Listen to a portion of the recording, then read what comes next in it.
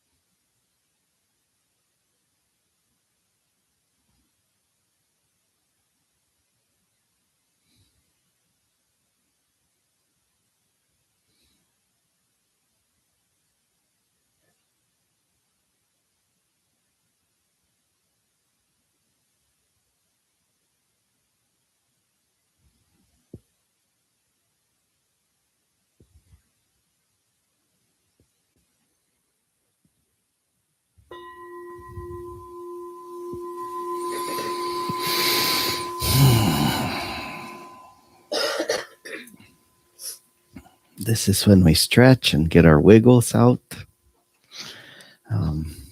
Again, I want to offer a warm welcome to all of you, especially those of you who are visiting us for the first time.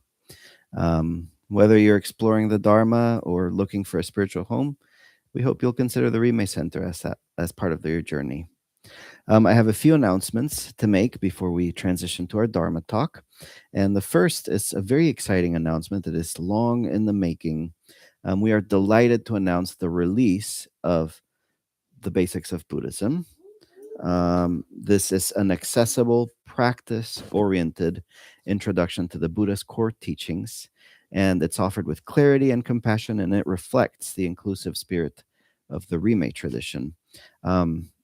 This is not the actual book. This is going to be released on the 18th. This is an advanced copy, so this is kind of what it'll look like, but we're very excited. And we want to share our heartfelt thanks to the class facilitators who have made so many contributions and whose work on this has been essential. Especially, I want to acknowledge Kate and Daniel and Hans for their valuable editing and proofreading. And especially Lama Matt, who's not here today. So it's okay to put him a little bit on the spot. He does not like to take credit. But this is a work of devotion. And we are so grateful and fortunate to have Lama Matt and his wisdom and teaching for us. So on February 18th at 6 p.m., we invite you to join us for a very special evening marking the release of the Basics of Buddhism. Lama Matt is going to share a short Dharma talk, a guided reflection, and an open Q&A. We're going to explore how the Buddhist path begins with curiosity and unfolds through lived practice. All are welcome. No prior experience is required. This is a great opportunity to just come and celebrate this and revel in the Dharma. Okay, the other important announcement is that Losar, which is the Tibetan New Year, and is one of the most important and joyous celebrations in Tibetan culture, marks the start of the Tibetan lunar calendar with a time of renewal and reflection. And it falls on February 18th this year. How auspicious. So the first 15 days of Losar are considered highly auspicious. This period commemorates the time when Guru Shakyamuni Buddha performed miracles to inspire faith. And the 15th day, called Chotrul Duchen, is particularly sacred, as it marks the culmination of these miracles and is believed to multiply the merit of virtuous activities. So that will be, again, February 18th is Losar, the Tibetan New Year.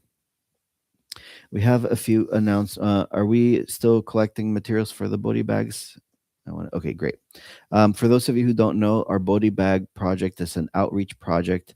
And right there in that bin, we have Ziploc bags that have some food and some other essential items that we then we take. You can take those and distribute them to unhoused people in our communities. And we need some more contributions to make this possible. So we need vegetables, we need protein, we need water, and we need fruit cups. These need to be shelf stable and easy to open. So like pop tabs and stuff like that. So if you are, doing your groceries and you see a few of those items and you want to buy some and bring them so that we can make these bags and share those with our unhoused friends in the community, then do so. Okay. For 30 years, the Rime Buddhist Center has been a Kansas City sanctuary that has offered compassion, wisdom, and community. And to meet our growing needs and to ensure that the Dharma continues, we have launched a $30,000 fundraising effort for our 2026 building fund. We are in the process of growing and of building, and we need money. And so that's our fundraising effort. Every offering will support the next chapter of our shared home. So it's 30 for 30, right? $30,000 for 30 years so that we can have a home to practice the Dharma and for the Dharma to flourish and for the next 30 years. If the Rime Center has touched your life or inspired your practice, we invite you to join us in building the next chapter of our shared home. You can do that online through our Jindoc Community Fund, where you do a monthly contribution, or you can make a one-time donation. It's very easy. You just kind of set it and forget it. And so those are the announcements I have for today. We are delighted that today our Dharma talk will be given to us by Tasha. So give us a moment as we switch seats, and then we will begin.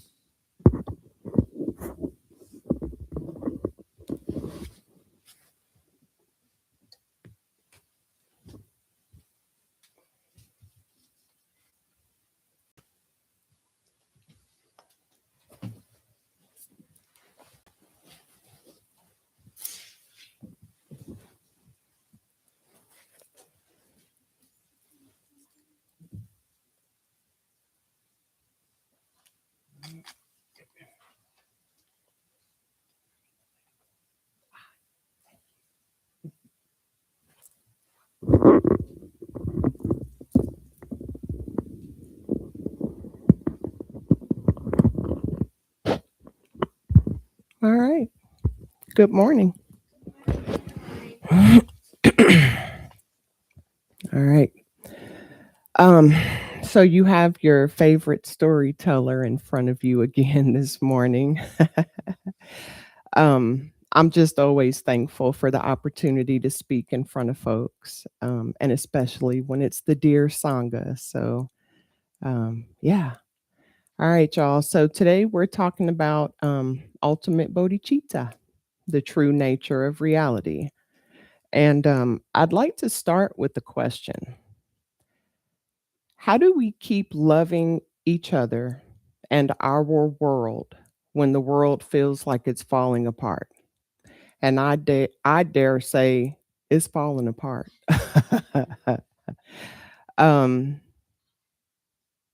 Hopefully, my talk today will help lead us in the most beneficial direction. We suffer more than we have to when we misunderstand reality, personally, collectively, politically, spiritually, etc., etc., etc., right? A few of the main reasons that I love practicing here at the Rime Center and being a part of this wonderful Sangha is because we are non-sectarian.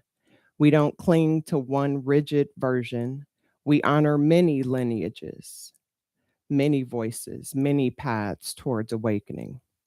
And I think some folks may feel confused by that.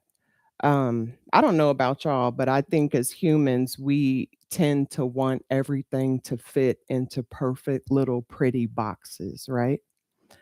I'd say there's a deep wisdom within non-sectarianism because reality itself refuses boxes, right? Reality is interdependent, fluid, and relational. And ultimate bodhicitta asks us to see that clearly, not just intellectually, but in how we treat each other and walk this earthly ground.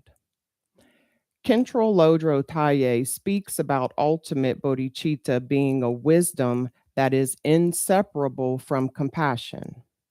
It is the realization that nothing exists independently, nothing exists permanently, nothing exists exactly the way that our conditioned minds assume. Everything arises from causes and conditions. Everything. Your joy, your trauma, your politics, your identity, your anger, and even your sense of self. And when we really see that, compassion stops being optional and it becomes inevitable because separation begins to dissolve. So I brought this rose yesterday and it smells so sweet. I would encourage you guys to take a pass and smell it after this service this morning. Um, and we can agree that this is a rose, right? I think we all would see that and say, yeah, that's a rose. So I went to the store last night and I asked the lady, I said, do you guys sell any single roses? And she said, yes. And she took me to where they were. She knew exactly what I was asking for, right? There was no confusion. She wasn't like, rose? What is this rose? But there are many conditions that had to come together for us to be sitting here right now looking at this rose, right? And calling it such. So let's make a list of the parts of this particular rose and in no particular order. And I want to also include how it actually arrived here in front of us. So I'm just going to list them out: dirt, water, seed, sunshine, time, clouds, wind, patience, protection, roots, stem, petals, love, care, the gardener's hands, his or her history and abilities or lack thereof, scissors, a vehicle to bring it to the store, eyes to perceive it, a nose to smell it, a bucket of water to hold it and nourish it while it was at the store, artificial light at the store, cash to purchase it, my hands and feet to carry it out to my vehicle and then into my home and then into this vase, my eyes and your eyes to be able to view it, our awareness of its physical form, the letters of our alphabet that when we put them together, they spell ROSE. I mean, we get the point, right? That a whole lot of things had to happen in order for this phenomena to exist in front of us right now. That's amazing, right? And that was a short list. I could have kept going all day. And so now, where is this rose, right? Because rose is just a label, a useful one, yes, but not an independent essence. And Sangha, we do this constantly to ourselves. We say things like, I'm broken, I'm strong, I'm spiritual, I'm a failure, I'm healed. But you are not a fixed identity. You are an unfolding process, a constantly unfolding process. Conditions moving, both coming and going at all times. And when we forget that, we imprison ourselves. When people believe that identities are fixed, compassion shrinks, judgment grows, violence becomes easier. And this is how societies harden. This is how communities fracture. And this is how we stop seeing each other as human. Ultimate bodhicitta interrupts that. It says, nothing is solid enough to justify a forever hatred, right? Nothing. So I want to tell a story. And I texted Lama Matt last night and I was like, oh my God, you planted this seed on Wednesday and I'm going to put it in the Dharma talk. So I need you to make sure you watch the Dharma talk, right? Okay, so this past Wednesday night, I was on my way here and I stopped at a gas station to grab a drink. And Travis knows this story because he watched me walk in crying. So I stopped at the gas station to get a drink. And as I pulled up, there was an elderly woman standing hunched over in my headlights. So I stepped out of my truck and I could then hear that she was crying. I'm not talking about just like whimpering, like all out loud. Everybody in the parking lot could hear her, right? And then she was saying, things like, Jesus, I need you, stuff like that, right? So I tried to just put my head down and walk into the gas station and talking to myself like, Taja, every struggle is not yours to take on, right? I in my head, I was like, mind your business, just go get what you came here to get and keep it moving. Plus, I was leading meditation that night. So I was like, you got somewhere to be. You cannot be late, right? But of course, once my sensitive heart witnessed it, I was no longer able to unwitness it, right? So I'm in the gas station grabbing a Coke, and the whole time I'm thinking, oh, you're going to have to pass her again as you leave because she's right in front of your truck. So I'm at the counter checking out, and I tell the clerk, hey, there's a homeless woman outside who is really crying, and she seems to really be struggling quite a bit. And I know this clerk because this is the gas station by my house, so I go to it almost every day. And the clerk, even being the kind person I know her to be, said quietly under her breath to make sure that no other customers heard her, it's probably just a scam. And there was a part of me that wanted to agree with that. Someplace deep inside of me was a voice that said, don't fall for it, right? So I go back outside, and this time the lady looks up and stops me with slobber and snot dripping from her face. And she asks for any money. She said she hadn't eaten in 3 days, and that they weren't giving her money. She just kept saying, they're not giving me my money. And when I call them, they never help, right?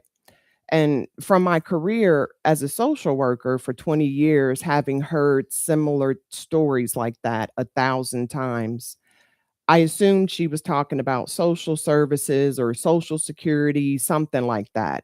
Agencies that are damn near impossible to navigate for anybody, let alone a homeless woman, right? So I have $6 cash on me, and I give it to her.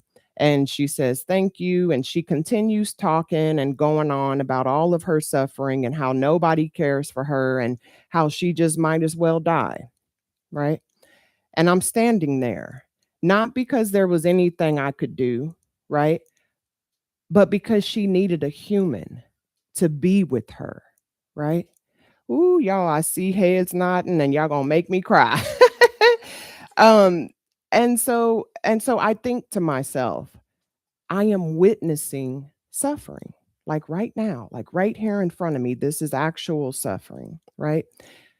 And so as I'm standing there with her, and she's crying, and she's gotten even louder, and she's grabbed more people's attention, several people started coming out of the gas station and were handing her food and water, and had made a little bit of change inside the store. And they were all just, it was literally like a line of people, to the point where I thought we were in their way. So I was beginning to kind of slide away to let people pass.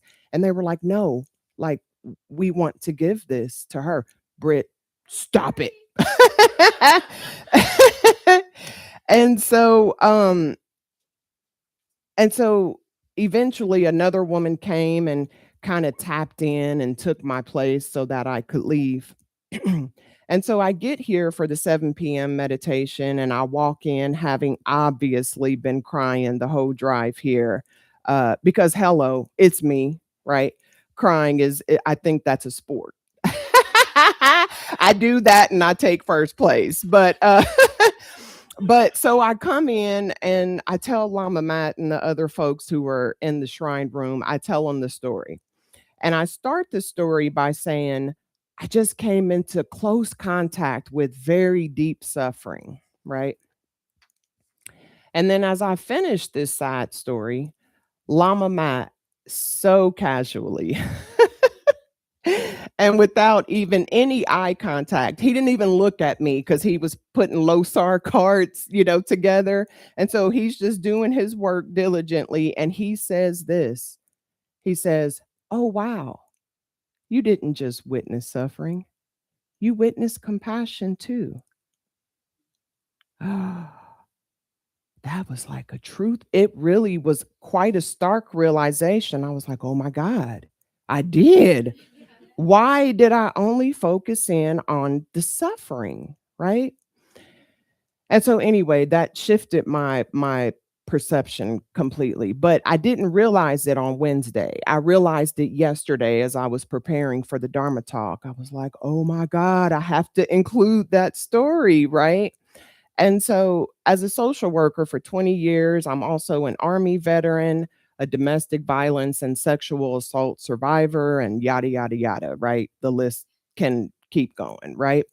I've always been trained to scan for danger, right? To see what hurts, right? Because activism trains you to scan for injustice. And single parenthood has trained me to scan for problems, right?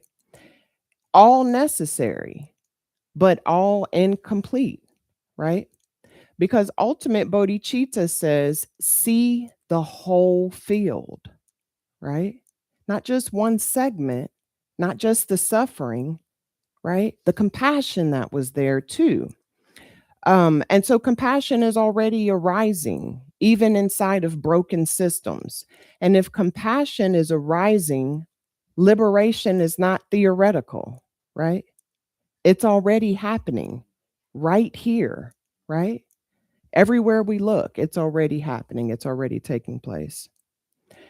So another story, my son Nigel works part-time. He's 18 years old and he doesn't have a car yet because his single mama can't build enough money up to be able to get him one. And he's not working enough hours to really be able to save. And so he recently asked me just out of the blue, he was like, Mom, do you ever need gas money? Because I never tell him, I never say, let me get $10 on gas because I've been taking you back and forth to work all week. And so he said, do you ever need gas money? And, to be honest, life has been financially tight for quite some time. And I only received disability income from my PTSD from the military. And so, but I'm also an entrepreneur with the business that's still not off the ground yet, right? Single mother, say no more, right? Trying to build something meaningful while raising my two young sirs, because that's what I call them, right? So yes, sometimes it's hard. It can be real, real hard, right? But what touched me wasn't the money that he offered me, right? It was his tenderness, right? Ah, I feel the tears. because teenagers are not famous for tenderness towards their parents, right? Right? And so there it was, conditions that produced that moment, right? Honesty, conflict, trust, relationship, time, right? Compassion didn't appear magically, it arose interdependently, right? That's ultimate bodhicitta in everyday life. Yesterday, I was on Facebook for like 3 minutes when an old video of my kids popped up as like a previous post, how they give you your memories and stuff. And it was actually from 10 years earlier. And that means my eldest son was 8 and his little brother Silas was 1. Little bodies, light voices, little laughter. And instantly grief hit me. And I thought, oh my God, that's gone. That time is over.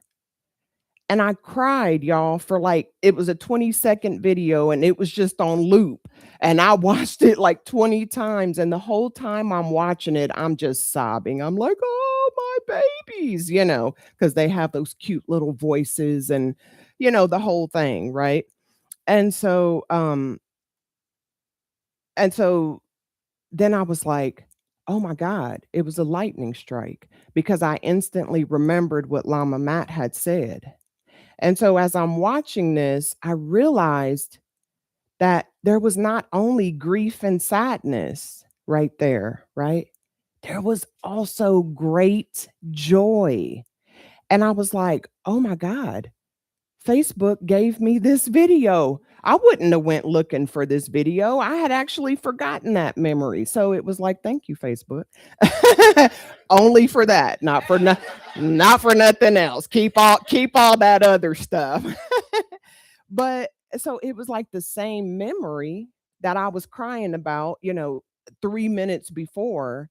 And because I had the realization, like, oh my God, I don't have to only be sad. I could be joyful that I was there to witness that, right? To be there when those babies were that small, and so I instantly had a different relationship to it. And I noticed in the moment how I just lifted. I was like, look at these boys. And it was just so much joy in that moment. And so, for me, that's like an experience of emptiness because it's not denial. It was more like expansion, and the perception expanded, suffering softened, right? So some of us might be old enough to remember those choose your own adventure books, right? Y'all remember those? If you go through the door, turn to page 42. If you walk to the woods, turn to page 71 kind of thing, right? Uh, Life is like that.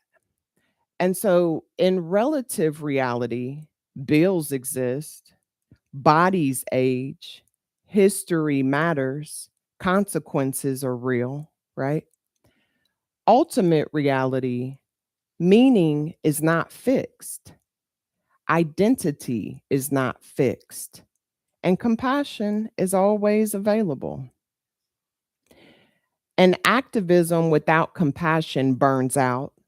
Spirituality without engagement floats away, right? Ultimate bodhicitta integrates both. I had a moment recently where stress over groceries turned into conflict with my eldest son. And, I said some things that I wish I wouldn't have said. He said some things that I wish wouldn't have came out of his mouth. And, but then later on that night, I went into his room to apologize for my poor behavior. And I was surprised that I found him crying, not about groceries, but about the world, about the violence, about religion being weaponized and instability. And I realized there was existential overwhelm that he was feeling.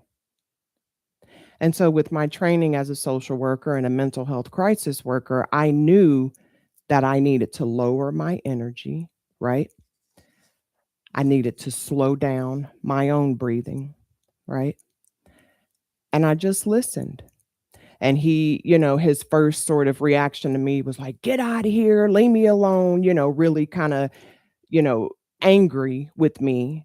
And I just sat down. I didn't even say anything. I just sat down. He kept saying, get out of here. And I said, son, I'm just going to be right here. I'm going to be quiet. I'm not going to say nothing. I'm not going to lecture like the mama that loves to lecture, right? I always have a lecture ready. And I just sat. And I realized that I had to keep myself in check, right? Because I couldn't hold space for his suffering if I also began to suffer with him, right?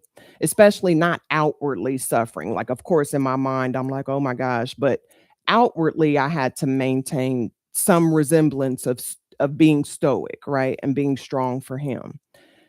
But that's bodhicitta too. Not fixing, just presence, right? Here's the metaphor that keeps coming to me as of lately. Life is an ocean. Exploration of that ocean is necessary. Danger does exist. Compassion is the lifeline. We don't forbid the ocean, right? We don't shame the swimmers. We just hold the rope. That's Sangha. That's why centers like this exist and are so deeply important, right? Because we're not looking for perfection. We're looking for support, right? For years, I've been in and out of therapy. And I once had a therapist who said, anger isn't evil in and of itself, right? It's protective. When we treat parts of ourselves with compassion instead of rejection, healing accelerates. And healed people can create healing communities. This is social transformation from the inside out. And this is difficult, right? But it is essential for us to recognize that even people who cause harm are shaped by conditions.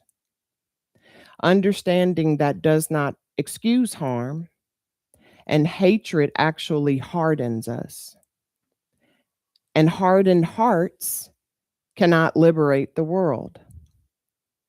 Compassion keeps transformation possible, and that is the Bodhisattva path.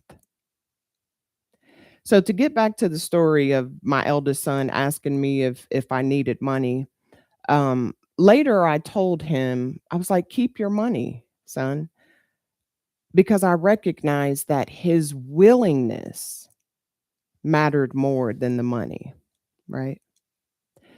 Because bodhicitta begins with the desire to care, the willingness to soften, the courage to stay open, because everything grows from that. So, my dear Sangha, I'm going to leave you with a couple of questions. Where are you only seeing suffering when compassion is also present? I think we need to train our vision to be wider. Where are you clinging to a fixed story about yourself? Because you're not a finished product. Who needs you to hold the lifeline right now? Not fixing, but helping to stabilize. Not judging, but just being present. Because ultimate bodhicitta is not just this abstract philosophy, right? It is a teenager offering gas money. It's strangers feeding a crying woman. It's memories transforming grief into gratitude. It's communities choosing compassion despite fear. Reality is fluid. Compassion is possible. Liberation is collective. We cannot do it by ourselves. And I want you to just hear this as I close out this Dharma talk. If compassion is already arising in this world, then despair is not the final truth, right? I just want us to rest there for a second. If compassion is already arising in this world, then despair is not the final truth. So keep practicing. Keep questioning fixed stories. Keep loving anyway. Because that's how awakening actually moves through communities. Not perfectly, but persistently and together. Thank you, dear Sangha. Hey, Tajay took us to church.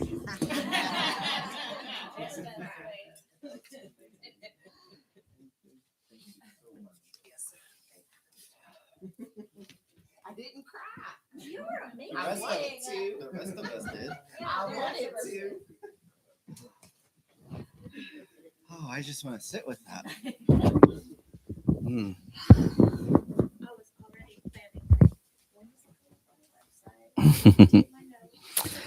Well, let's just take a deep breath and let those words sit in our hearts and expand like warm, open light.